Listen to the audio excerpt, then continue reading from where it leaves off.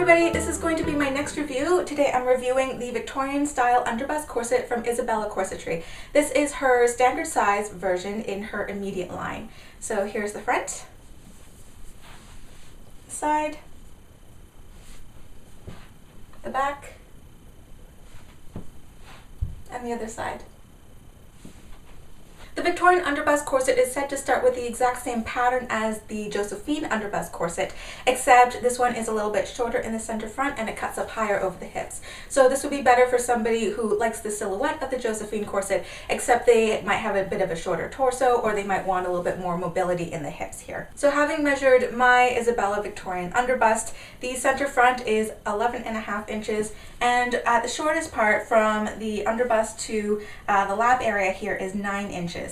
And in the back it comes up a little bit higher, excuse my bra strap here, it comes up a little bit higher, so it's about 12.5 inches from the top to the bottom in the back here. For the circumferential measurements of this corset, the waist is 22 inches.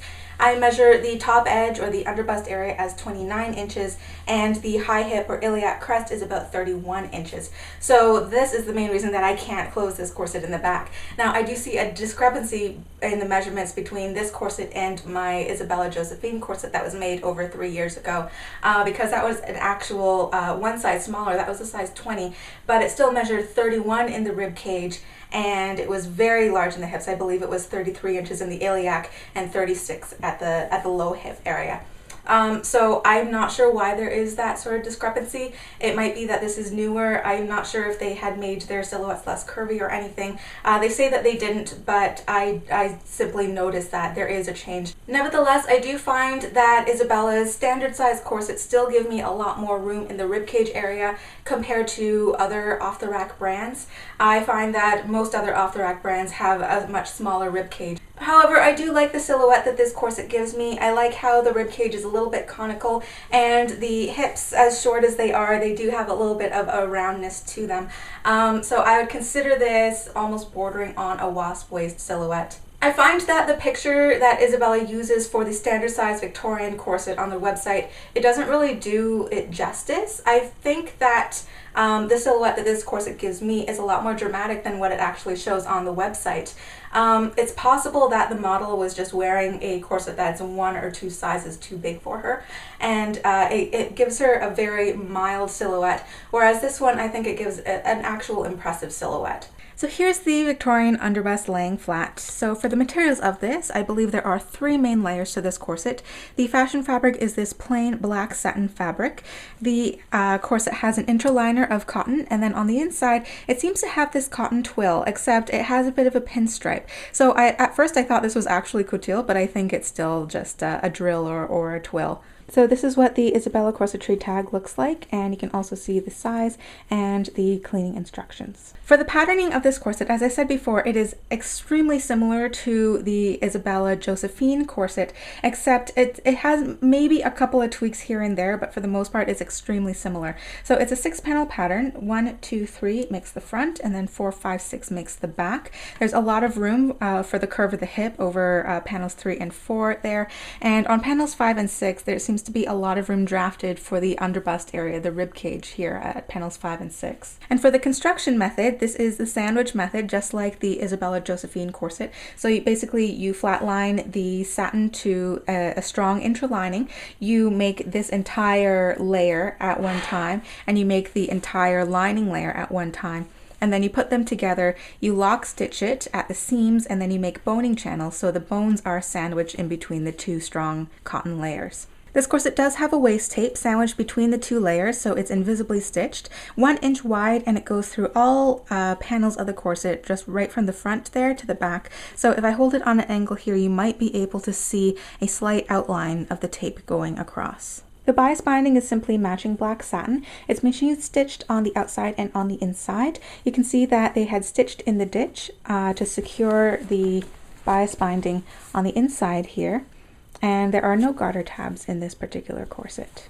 The Modesty panel in this corset is 7 inches wide, so it's actually quite wide.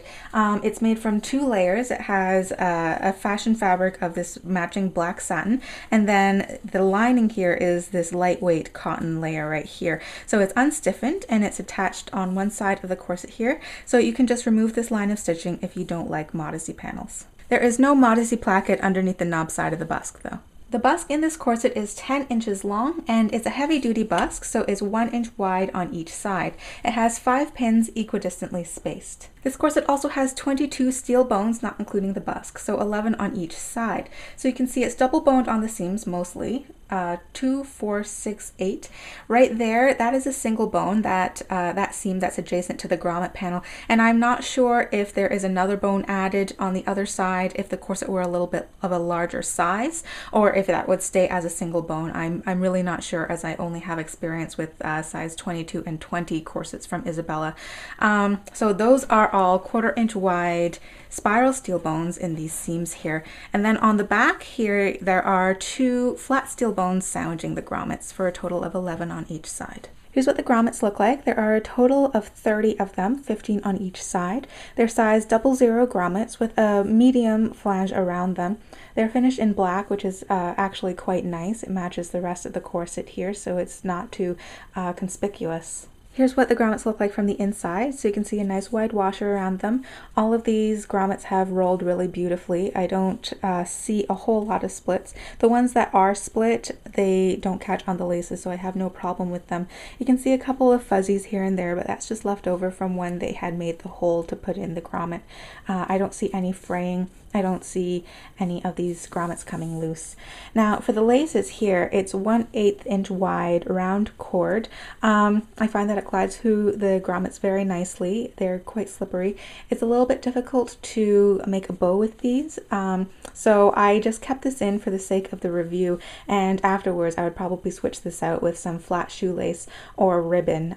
My Josephine came with a flat black satin ribbon, and I much prefer that to this cord here. The usual price of the Victorian underbust corset written on the website in her immediate line is $175 US. However, Isabella is always putting sales on, so right now you can get the underbust Victorian for only $157. So this concludes my review of the Victorian underbust corset by Isabella Corsetry. I hope you enjoyed it and you learned something new, and if you did, please remember to click that like button as it helps support this channel. And I will see you all after the weekend for another corset video. Bye!